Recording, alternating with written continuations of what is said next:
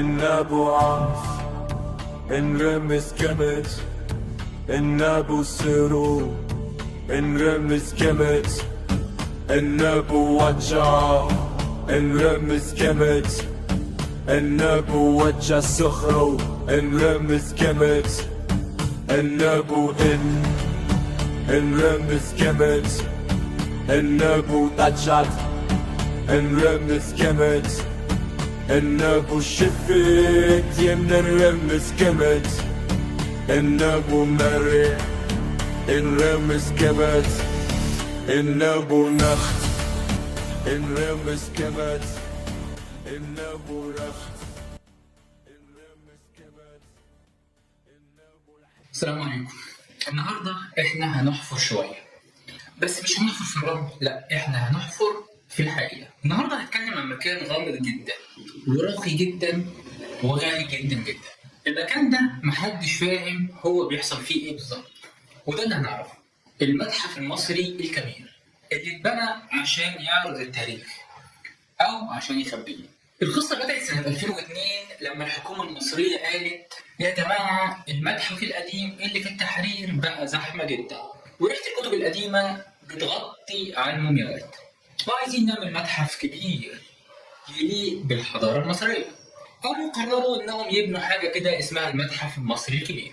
المتحف ده اتبنى على مساحه 500,000 متر مربع، يعني لو دخلت من الباب الرئيسي انت محتاج اسبوع عشان تطلع من اقرب مخرج. المبنى نفسه معمول على شكل مثلث ضخم، كانه بيقول لك انا مش مبنى، انا طاقه هرميه متمكنه. المهم التصميم ده معمول علشان يرمز لشروق الشمس على حضاره مصر القديمه. بس لما تدخل جوه بتلاقي النور هادي وممكن تخاف من صدى صوتك وانت بتتكلم، كأنك داخل فيلم وثائقي حي. من أول يوم المشروع ده طلع للعالم وظهر لنا سؤال: ليه الموقع ده بالذات؟ ليه لازم المتحف يكون جنب الأهرامات؟ ليه التصميم مليان ممرات طويلة وأماكن مكتوب عليها ممنوع الدخول؟ يعني يا جماعة هو ده متحف ولا لعبة متاهة فرعونية؟ اللي زود الغموض إن في كل خريطة معمارية للمتحف في غرفة مكتوب عليها ممنوع الدخول، ومحدش قال ممنوع الدخول ليه. بس المشكلة إن لما محدش يرد عليك دماغك بتبدأ تخلق مؤامرة ببلاش. في سنة 2018 في موقع بريطاني نشر تقرير وقال فيه إن أثناء الإنشاء وفي آخر لحظات تم إضافة غرف جديدة تحت الأرض، غرف مش موجودة في التصميم الأصلي بتاع المتحف. المهندس المسؤول طلع وقال دي غرف بحث علمي، بس طبعا مفيش حد عارف هما بيبحثوا عن إيه. يعني مثلا في بحث علمي موجود تحت المتحف سنة 2019 في موظف كان شغال في المتحف كتب على تويتر إن في مكان جوه المتحف لو دخلته تحس إن أنت مش لوحدك، وبعدها التغريدة دي اختفت زي الموظف. لا أنا بهزر، الموظف لسه عايش غالبا. يعني الناس طبعا انشغلت بخيالها، قال لك ده أكيد في مومياوات بتتحرك بالليل أو غرفة فيها لعنة فراعنة. بس العلم قال لك لا، دي غالبا غرفة تحليل وتربية فيها أجهزة معينة بتحتاج عزلة كاملة علشان نجاح التجارب. بس طبعا احنا عارفين ان العلم دايما ممل. ليه مثلا المعمل يبقى غامض؟ خليني اقول لك حاجة مهمة، المتحف المصري الكبير مش بس متحف، ده معمل علمي ضخم بيشتغل على تحليل الآثار وترميمها. يعني عندهم هناك معامل بيعالجوا فيها كل حاجة، من أول لون البوية اللي موجود على التمثال لحد نسبة الرطوبة جوه الموميا نفسها. في غرف مجهزة بدرجة حرارة دقيقة جدا، لو عليت درجة واحدة الآثار بتتبخر. وفي غازات زي النيتروجين بيستخدموها للحفاظ على القطع اللي جوه. يعني فعليا المتحف ده تقدر تقول إنه هو مستشفى للمومياوات. في سنة 2021 في يوم الساعة كانت 3:17 الفجر، أجهزة الإنذار في جناح في المتحف اشتغلت لوحدها. الأمن دخل مفيش حاجة، بس في كاميرا واحدة وقفت التسجيل بتاعها في نفس الوقت. والغريب إن هي كانت بتصور المكان أو المنطقة اللي مكتوب عليها ممنوع الدخول. يعني يا جماعة دي صدفة ولا كهرباء فرعونية زيادة؟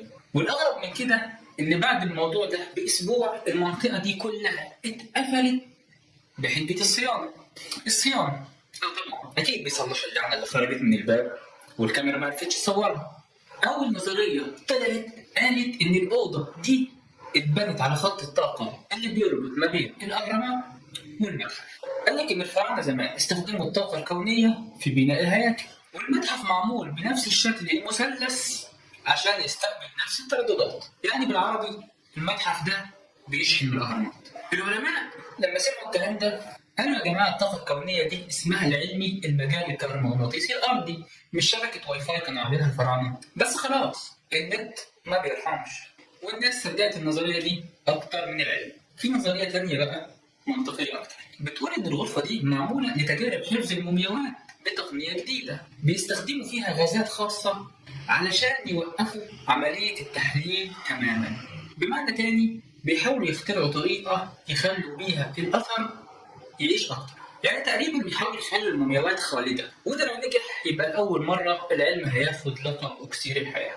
بس برضه محدش عارف ليه كل ده متغطي بالسريه المطلقه دي. ناس تاني قالت لا يا جماعه الغرفه دي معموله فوق سرداب اثري، اثناء الحفر العمال لقوا ممر حجري قديم، بس بدل ما يعلنوا عنه بنوا المتحف عليه وسكتوا. بس السؤال هنا، هم لقوا حاجة ممكن تغير التاريخ، ولا هم لقوا تاريخ جديد ما ينفعش نعرفه؟ ولا ممكن لقوا عامل نايم وقالوا له خليك لحد ما تبقى موميا؟ في سنة 2024 في وثيقة داخلية اتنشرت على موقع رسمي فيها سطر واحد مكتوب فيه وحدة الفحص الجيني دخول محدود، وده معناه ان الغرفة دي فعلا معمل تحليل DNA بتاع المومياوات.